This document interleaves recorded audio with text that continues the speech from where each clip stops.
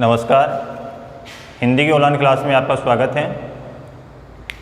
आज 12वीं क्लास का अपना अगला टॉपिक है जिसका नाम है सूरदास।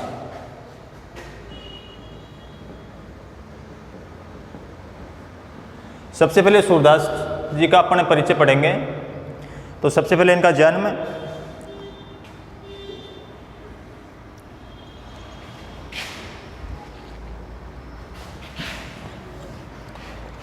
हुआ था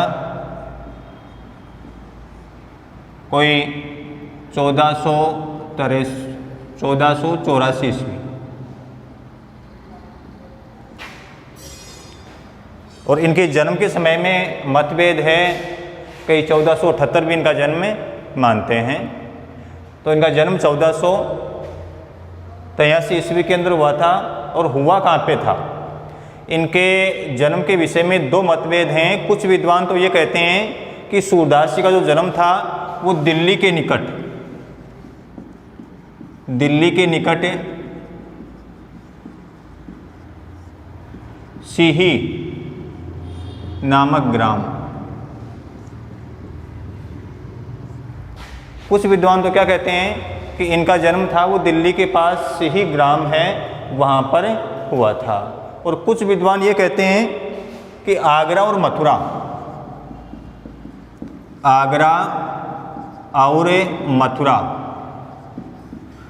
के बीच रुनुक्ता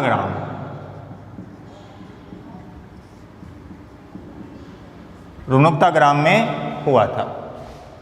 कुछ विद्वान तो ये कहते हैं कि दिल्ली के पास सीही नामक ग्राम है, वहाँ पर सूर का जन्म हुआ था। और कुछ विद्वान ये कहते हैं कि आगरा और मथुरा के बीच में एक गांव पड़ता है जिसका नाम है रुनुक्ता, वहाँ पर इनका जन्म हुआ था।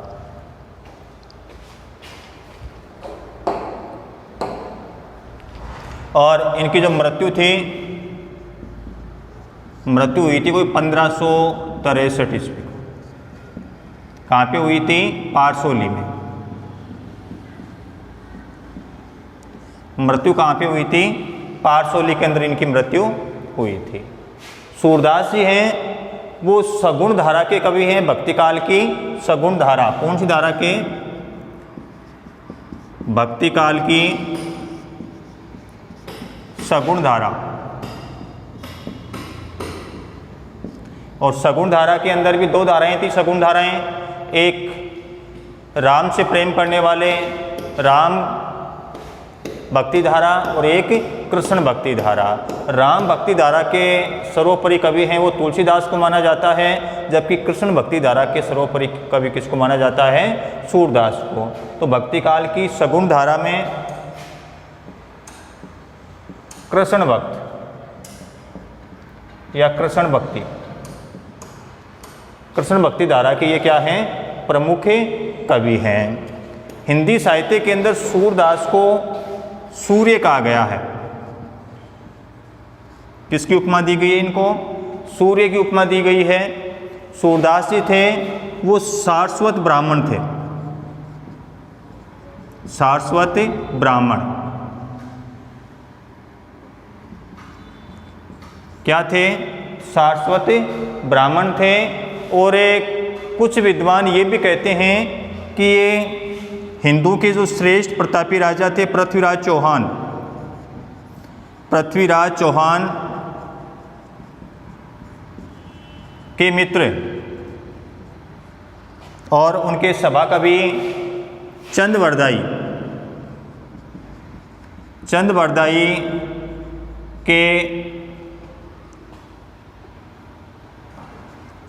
का वंशज बताया जाता है।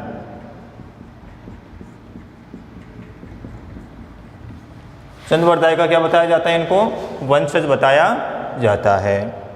सूरदास जी थे, इनके पिता का नाम कोई बताया जाता है रामदास।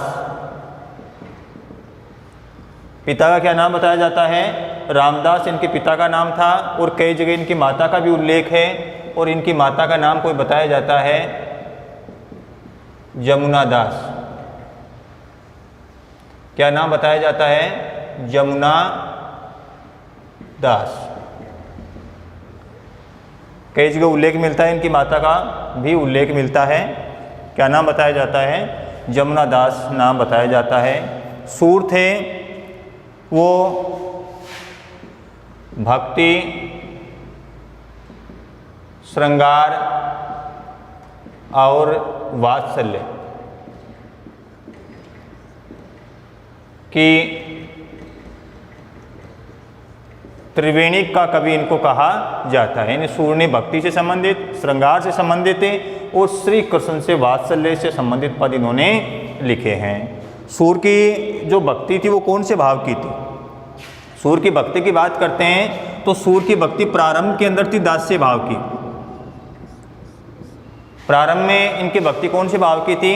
दास्य भाव की। और बाद में दास्य भाव की भक्ति किसके अंदर परिणित हो गई? सख्य भाव, सख्य या सखा भाव। इनके गुरु का नाम बताया जाता है वल्लभाचार्य, वल्लभाचार्य। जब गुरु से मिलने से पहले, वल्लभाचार्य से मिलने से पहले इनकी भक्ति कौन से भाव की थी? दास्य भाव की थी। और वल्लभाचार्य से मिलने के बाद इनकी भक्ति कौन से भाव के अंदर परिणित हो गई? सख्य भाव या सखा भाव के अंदर परिणित हो गई। यानी सूरदास जी थे वो रोनकता का जो गऊ घाट था, उस गऊ घाट के ऊपर ये रहते थे और वहाँ पर दीनता के पद ये गाया करते थे। और वल्लभाचार्य से जो इनकी भेंट थी वो भी उसी गऊ घाट के ऊपर हुई थी। और उसके बाद में इनकी भक्ति है वो सख्य भाव के अंदर परिणित हो गई थी। अब कुछ विद्वान ये कहते हैं कि सूर जन्मांध थे, यानी जन्म से अंधे थे, या फिर बाद में अंधे हुए हैं। इसके बारे में एक किंवदंती है कि एक बार सूरदास जी रास्ते चलते चलते किसी कुएं के अंदर गिर गए। सुनसान कुआं था, बहुत दिनों तक उस कुएं के अंदर ही वो पड़े रहे। कुएं में उन्होंने भगवान की भक्ति की, भगवान इनकी भक्ति से प्रसन्न हुए और प्रकट होकर के इनको सनेत्र कर दिया सूरदास को। तब सूरदास जी ने कहा था, प्रभु से कहा कि प्रभु, जिन नेत्रों से मैंने आपके दर्शन किए हैं उस नेत्रों से मैं सांसारिक पापों को देखना नहीं चाहता। इसलिए कहते हैं कि फिर भगवान ने उनको फिर से क्या बना दिया था? अंधा बना दिया था। ऐसी किंवदंतियां हैं। ये पता नहीं है कि ये जन्मांध थे या फिर बाद में अंधे हुए थे। ये इनका सामान्य सा परिचय है। इनकी जो रचनाएं थी ये अष्टछाप के कवि थे। कौन से छाप के कवि? अष्टछाप के कवि इनको कहा जाता है। जो वल्लभाचार्य द्वारा संपादित एक संप्रदाय था जिसके अंदर 8 प्रमुख कवि थे, और उन 8 प्रमुख कवियों में सबसे प्रमुख स्थान किसका था? सूरदास का था। यानी कृष्ण भक्ति से संबंधित जो भी पद गाए हैं, सबसे अधिक पद गाने वाले कौन थे? सूरदास जी थे, जिन्होंने कृष्ण भक्ति का बहुत ही मनोरम और सुंदर वर्णन उन्होंने अपनी रचनाओं के अंदर किया है। सबसे पहले जयदेव थे जिन्होंने कृष्ण भक्ति संबंधित पद गाए। जयदेव के बाद में विद्यापति थे जिन्होंने कृष्ण भक्ति संबंधित पद गाए। और विद्यापति के बाद में कौन थे? सूरदास जी थे। तो कहते हैं कि जब जयदेव की देववाणी काल के गाल में समा गई तो वह विद्यापति के कोकिल कंठ से फूटी। कुछ समय बाद छाप लगी हुई 8 वीणाएं एक साथ खड़ी हुई, जिसमें सबसे सुरीली आवाज सूर की थी। ऐसा सूरदास जी के बारे में कहा जाता है। इनकी रचनाओं की बात करते हैं तो सूर की जो रचनाएं हैं, 3 रचनाएं इनकी प्रमुख मानी गई हैं। सूर सागर, सूर सारावली और साहित्य लहरी। साहित्य लहरी, ये 3 रचनाएं इनकी प्रमुख मानी गई हैं। सूर सागर, सूर सारावली और साहित्य लहरी। इसके अलावा 2 रचनाएं और भी मानते हैं कि नल दमयंती और ब्याहलो, ये भी इनकी रचनाएं हैं, लेकिन वो उपलब्ध नहीं हैं। इनकी प्रसिद्धि का जो आधार ग्रंथ था वो कौन सा माना जाता है? सूर सागर को। सूर की प्रसिद्धि का ग्रंथ किसको माना जाता है? सूर सागर को माना जाता है, जिसके अंदर 1 लाख से अधिक पद उन्होंने गाए हैं। तो ये सूरदास का सामान्य परिचय था कि इनका जन्म 1483 ईस्वी के अंदर कहाँ पे हुआ था? 2 जगह मानते हैं, एक दिल्ली के पास सी नामक ग्राम को मानते हैं, और कुछ विद्वान कहते हैं कि आगरा और मथुरा के बीच रुनुकता नामक ग्राम है, वहाँ पर इनका जन्म हुआ है। लेकिन अधिकतर क्या मानते हैं? दिल्ली के निकट सिही नामक ग्राम को। तो अपन कह सकते हैं कि सूरदास का जो जन्म था वो 1483 ईस्वी में दिल्ली के निकट सिही नामक ग्राम में हुआ था। बल्कि याद अपने को दोनों रखने हैं। मृत्यु कोई 1563 ईस्वी को पारसोली के अंदर हुई थी। ये भक्ति काल की सगुण धारा के अंदर एक कृष्ण भक्त कवि थे। इनको हिंदी साहित्य में सूर्य के नाम से जाना जाता है। ये सारस्वत ब्राह्मण थे, और कुछ विद्वान ये भी कहते हैं कि पृथ्वीराज चौहान का जो मंत्री और दरबारी कवि चंद्रवरदाई था, उनके वंशज भी इनको बताया जाता है। इनके पिता का नाम कोई रामदास बताया जाता है, इनकी माता का नाम जमुनादास बताया जाता है। ये भक्ति, श्रृंगार और वात्सल्य की त्रिवेणी के प्रमुख कवि हैं। इनकी भक्ति पहले दास्य भाव की थी। इन्हें वल्लभाचार्य से मिलने से पहले इनकी भक्ति दास्य भाव की थी, फिर वह किसके अंदर बदल गई? सख्य भाव के अंदर है। इनके गुरु का नाम वल्लभाचार्य था, और इनकी 3 रचनाएं प्रमुख है, सूरसागर, सूरसारावली और साहित्य लहरी। 3 रचनाएं इनकी प्रमुख मानी जाती हैं। ये इनका एक छोटा सा परिचय था। अब इनसे संबंधित जो पद हैं उनका अपना अध्ययन करेंगे। सूरदास जी के पद देखते हैं अपन। जब श्री कृष्ण ब्रज छोड़ करके मथुरा चले गए थे और राजकाज में इतने अधिक व्यस्त हो गए थे कि वो वापस नहीं आ सके। जब वापस नहीं आए तो गोपियाँ अत्यधिक व्यथित हो गई, दुखी हो गई। तब श्री कृष्ण ने गोपियों को समझाने के लिए अपने एक मित्र थे जिनका नाम था उद्धव, और वह उद्धव था, वो निराकार निर्गुण का उपासक था, और उसको अपने निराकार के ऊपर इतना अधिक विश्वास था। वह ये कहता था कि मैं जो गोपियाँ आपसे इतना अधिक प्रेम करती हैं उनके मन को ही मैं परिवर्तित कर दूंगा, बदल दूंगा। तब श्री कृष्ण ने उसको संदेश वाहक बना करके और ब्रज के अंदर भेजा था। तो जब उद्धव ब्रज में आते हैं और गोपियों को निराकार निर्गुण की उपासना करने के लिए कहते हैं, श्री कृष्ण की भक्ति छोड़ने के लिए कहते हैं, तो आपस में उनके बीच में जो संवाद चल रहा है उसी संवाद के कुछ अंश यहाँ पर लिए गए हैं। भ्रमर गीत के ये अंश हैं सारे, और उसको नाम दिया गया था भ्रमर गीत। यानी गोपियाँ हैं वो सीधा उद्धव के ऊपर व्यंग्य नहीं कर रही हैं, बल्कि एक भंवरे की तरफ इशारा करके, और किसके ऊपर व्यंग्य कर रही हैं? उद्धव के ऊपर व्यंग्य वो कर रही हैं। तो पहला पद देखो। जब उद्धव ने कहा कि तुम श्री कृष्ण की भक्ति को छोड़ दो और निराकार निर्गुण की भक्ति करने लग जाओ, तो गोपियाँ क्या कह रही हैं उद्धव से? हमारे हरि हारिल की लकड़ी। गोपियाँ कह रही हैं कि उद्धव हमारे हरि हैं, यानी हमारे कृष्ण हैं, हमारे कृष्ण तो हमारे लिए हारिल पक्षी की लकड़ी के समान हैं। हारिल पक्षी की क्या विशेषता होती है? इन गोपियों ने श्री कृष्ण को हारिल पक्षी के समान क्यों बताया है, लकड़ी के समान क्यों बताया है? वो इसलिए बताया है कि हारिल जो पक्षी होता है वो एक बार लकड़ी को अपने पंजों में दबा लेता है, फिर वह उसको कभी भी छोड़ता नहीं है। इसलिए गोपियाँ उद्धव से कह रही हैं कि उद्धव हमारे हरि हैं, हमारे कृष्ण हैं, वो हमारे कृष्ण हमारे लिए हारिल पक्षी की लकड़ी के समान हैं।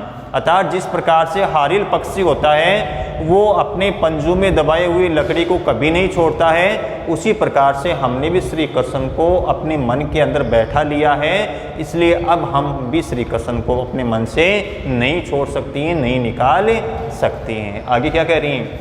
मन क्रम में बचन नंद नंदन उर्सो, उर का मतलब हृदय, ये दृढ़ करी पकड़ी के उद्धव हमने तो मन से, क्रम यानी काम से, वचन से नंद बाबा के पुत्र श्री कृष्ण को अपने हृदय में दृढ़ता से क्या कर लिया है? पकड़ लिया है। अर्थात अब हम उनको छोड़ने वाली नहीं है। हे उद्धव हमारे कृष्ण हैं, वो हमारे कृष्ण हमारे लिए हारिल पक्षी की लकड़ी के समान हैं। जिस प्रकार से हारिल पक्षी अपने पंजों में एक बार लकड़ी को दबा लेता है फिर उसको वह कभी छोड़ता नहीं है, उसी प्रकार से हमने भी मन से, काम से, वचन से नंद बाबा के पुत्र अर्थात श्री कृष्ण को अपने मन में दृढ़ता से, मजबूती के साथ पकड़ रखा है। अब हम उनको छोड़ने वाली नहीं हैं।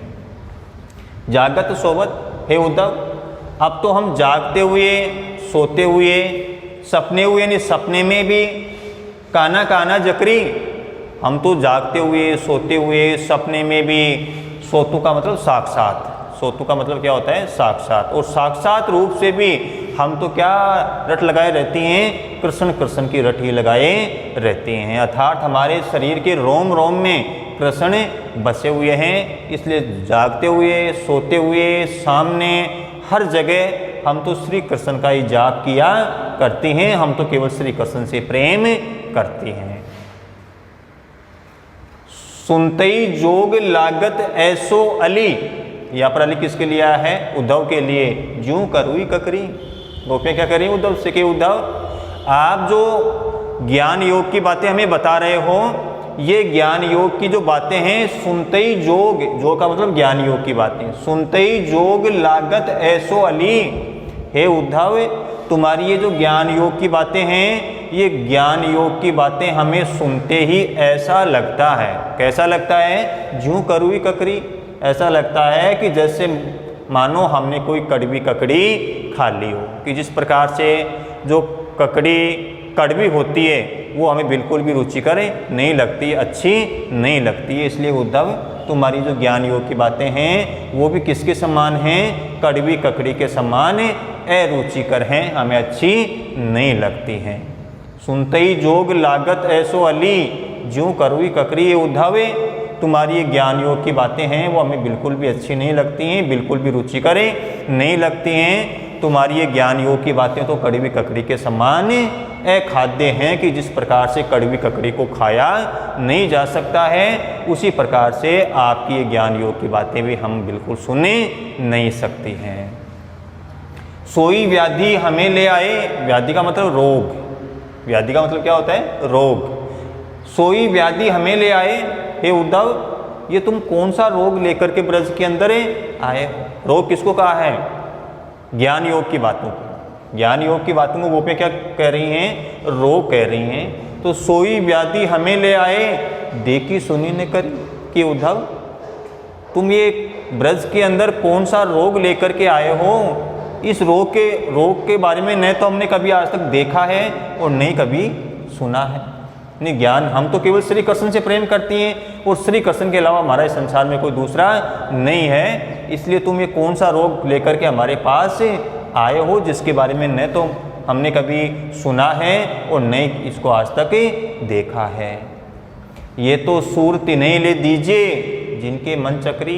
गोपियाँ कह रही उद्धव से कि उद्धव ये तो सूर तिन्हें ले दीजिए, तिन्हें का मतलब उनको ले जा करके देना जिनके मन चक्री, यानी जिनके मन कैसे होते हैं, चक्री के समान चंचले होते हैं। गोपियाँ क्या कह रही हैं, सूरदास जी के माध्यम से गोपियाँ कह रही हैं कि उद्धव तुम्हारी ज्ञान योग की बातें तो उन लोगों को ले जा कर के कहना, या उन लोगों को ले जा कर के बताना जिनके मन होते हैं वो कैसे होते हैं, चंचल होते हैं, चक्री की भांति चलायमान होते हैं, जो कभी स्थिर नहीं होते हैं। हमारा जो मन है वो तो बिल्कुल श्री कृष्ण के प्रेम के अंदर, श्री कृष्ण की भक्ति के अंदर डूबा हुआ है। हमारे मन में श्री कृष्ण के अलावा किसी दूसरे का स्थान नहीं है। इसलिए तुम्हारी ज्ञान योग की बातें तो उन लोगों को ले जा करके बताना जिनके मन चक्री के समान चलायमान होते हैं, चंचले होते हैं।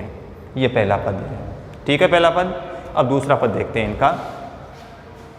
गोपियाँ क्या कह रही हैं, हम तो दुहु बाती फल पाए। गोपियाँ कह रही हैं हम तो दुहु बाती फल पाए। गोपियाँ कह रही हैं कि उद्धव हमें तो दोनों प्रकार से लाभ ही लाभ है। भाई श्री कृष्ण हमें दर्शन देते हैं तो भी लाभ है और नहीं देते हैं तो भी लाभ है। हम तो दुहु बाती फल पायो, हे उद्धव हमें तो दोनों तरफ से लाभ ही लाभ है। कैसे, जो ब्रजनाथ, ब्रजनाथ का मतलब ब्रज का स्वामी अर्थात श्री कृष्ण, जो ब्रजनाथ मिले तो नीको, नीको का मतलब अच्छा, जो ब्रजनाथ मिले तो नीको, कि अगर हमें श्री कृष्ण के दर्शन हो जाते हैं तो बहुत ही अच्छी बात है। अगर हमें श्री कृष्ण के दर्शन हो जाते हैं तो ये हमारा सौभाग्य होगा। नातरु, नातरु का मतलब नहीं तो जगजस गायो, नहीं तो उनके साथ रहने से हमारा भी संसार में यशोगान किया जाएगा। तो दोनों तरफ लड्डू हो गए कि अगर श्री कृष्ण मिल जाते हैं तो बहुत ही अच्छी बात है, उनके दर्शनों का सौभाग्य में प्राप्त हो जाएगा। और अगर श्री कृष्ण नहीं मिलते हैं तो इतने दिन उनके साथ रहे थे, इतने दिन उनके साथ रहने से हमें संसार में क्या मिल जाएगा? यश मिल जाएगा, जस मिल जाएगा। कहवे गोकुल की गोपी, वह गोकुल गांव की ग्वालिन कह रही है, वो क्या कहती है कि हम तो गोकुल गांव की छोटी सी गोपियां हैं, सब वर्णहीन लघु जाति, हम बिल्कुल सामान्य सी जाति की हैं, हमारी इतनी कोई हैसियत भी नहीं है। कहवे कमला के स्वामी, और दूसरी तरफ वे कमला के स्वामी अर्थात विष्णु के अवतार कौन है? श्री कृष्ण। कहवे कमला के स्वामी, संग मिली बैठी एक पांति, लेकिन उनके साथ भी हमें एक ही पंक्ति में बैठने का सौभाग्य प्राप्त हुआ है। संग मिली बैठी एक पांति, कि कहाँ तो हम एक छोटे से गांव की साधारण सी हम गोपियां हैं, ग्वालिन हैं, हमारी कोई विशेष जाति भी नहीं है, और दूसरी तरफ साक्षात भगवान यानी विष्णु के अवतार, कमला के स्वामी विष्णु के अवतार प्रभु श्री कृष्ण, लेकिन उनके साथ भी हमें एक ही पंक्ति में बैठने का क्या मिला है? सौभाग्य मिला है। तो हमसे बड़ा सौभाग्यशाली और कौन हो सकता है कि हमें प्रभु के साथ एक ही पंक्ति में बैठने का सौभाग्य मिला है, अनेक रासलीलाएं करने का सौभाग्य मिला है, अनेक प्रकार के खेल खेलने का सौभाग्य प्राप्त हुआ है। निगम ध्यान, निगम ध्यान का मतलब वेदों का अध्ययन करने वाले, निगम ध्यान मुनि ज्ञान, बड़े बड़े ऋषि मुनि। अगोचर का मतलब अदृश्य, कि जो प्रभु वेदों का अध्ययन करने वाले और बड़े बड़े ऋषि मुनियों के लिए भी कैसे हैं? अगोचर हैं, वो भी प्रभु श्री कृष्ण के दर्शन नहीं कर सकते हैं, उनको प्राप्त नहीं कर सकते हैं। कि जो श्री कृष्ण वेदों का अध्ययन करने वाले बड़े बड़े ऋषि मुनियों के लिए भी कैसे हैं? अदृश्य हैं, वो भी उनको प्राप्त नहीं कर सके। ते भय घोष निवासी, वो प्रभु हम अहिरों की बस्ती में हमारे साथ ही निवास करते थे। घोष निवासी का मतलब अहिरों की बस्ती, कि वो प्रभु, जो प्रभु बड़े बड़े वेदों के ज्ञाता लोगों के लिए और बड़े बड़े ऋषि मुनियों के लिए भी अदृश्य हैं, वो भी उनको प्राप्त नहीं कर सके, उनके दर्शन नहीं कर सके, वही प्रभु हैं जो हम अहिरों की बस्ती में हमारे साथ ही निवास किया करते थे। ता ऊपर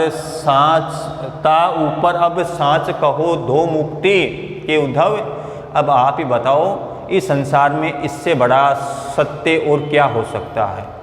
इससे बड़ी मुक्ति और क्या हो सकती है? इससे बड़ा मोक्ष और क्या हो सकता है कि हमें श्री कृष्ण के साथ एक ही पंक्ति में बैठने का सौभाग्य प्राप्त हुआ है, श्री कृष्ण के साथ अनेक प्रकार के खेल खेलने का सौभाग्य हमें प्राप्त हुआ है। और जो तुम जिस मुक्ति की बात कर रहे हो, उस मुक्ति की दासी कौन है? कौन की दासी? उस मुक्ति की दासी कौन है? जिस निराकार की तुम बात कर रहे हो उसकी दासी कौन है? जोग कथा पा लागो उधो, हे उद्धव हम आपके पैर पड़ती हैं। पा लागो का मतलब पैर पड़ना, पा लागो, जो कथा पा लागो उधो, के उद्धव हम आपके पांव पड़ती हैं। आप ये ज्ञान योग की बातें हैं वो हमें मत बताओ। जोग कथा पा लागो उधो ना कहूँ बारंबार, कि बार बार हमें आप निराकार निर्गुण ब्रह्मा या ज्ञान योग की बातें मत बताओ, हम आपके पैर पड़ती हैं। सूर्य श्याम तजी और बजे, जो ताकी जननी छार। सूरदास जी गोपियों के माध्यम से कह रहे हैं, गोपियाँ कह रही हैं कि उद्धव इस संसार में ऐसा कौन मूर्ख व्यक्ति होगा जो श्याम तजी प्रभु श्री कृष्ण को त्याग करके और बजे किसी दूसरे का भजन करेगा। और कोई ऐसा करता है जो ताकि जननी छार, तो उस व्यक्ति का जन्म ही कैसा है? छार का मतलब राग के समान व्यर्थ है। गोपियों ने किसके जन्म को राग के समान व्यर्थ बताया है? जो व्यक्ति प्रभु श्री कृष्ण की भक्ति को छोड़ करके और किसी दूसरे की भक्ति करेगा, उस व्यक्ति का जीवन किसके समान बताया है? राग के समान बताया है, छार के समान बताया है। दोनों आपके सही समझ में आ गए होंगे। जो भी आपकी समस्या है उसको आप कमेंट्स के अंदर लिख दिया करो। आगे आने वाले वीडियो के अंदर पहले आपकी समस्या का समाधान होगा और फिर आगे पढ़ाया जाएगा। धन्यवाद। जय हिंद।